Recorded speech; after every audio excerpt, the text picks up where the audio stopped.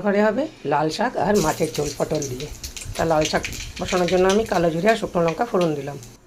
লঙ্কা আর কালো জিরেটা বেশ ভালো করে ভাজা হয়ে গেছে, দিয়ে দিচ্ছি লাল শাকটাকে। হাফ চামচের কম আমি একটু নুন দিয়ে নাড়াচাড়া দিয়ে ঢাকা দিয়ে দিচ্ছি। আমি একটু হলুদ গুঁড়ো আর অল্প করে মিষ্টি দিয়ে দিলাম। শাকটা মোটামুটি ভাজা হয়ে গেছে, আমি ওপর থেকে ছড়িয়ে দিচ্ছি পোস্ত। নাড়াচাড়া দিয়ে নামিয়ে দেবো। মাছগুলোকে আমি এক এক করে ভেজে নেব।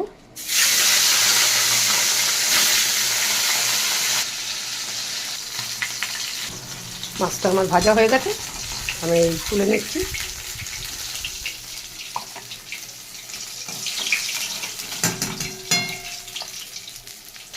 আমি দুটো গোটা জিরে ফোড়ন দিয়ে আলুটা দিয়ে দিচ্ছি হাফ চামচ নুন।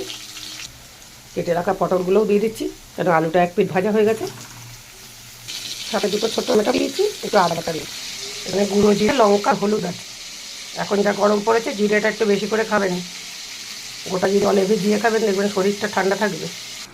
গুঁড়ো মশলাটা আমি একটু জল দিয়ে দিয়েছি, মশলাটাকে ভালো করে কষিয়ে নিচ্ছি। মশলাটা আমার কষানো হয়ে গেছে, আমি দিয়ে দিচ্ছি জল।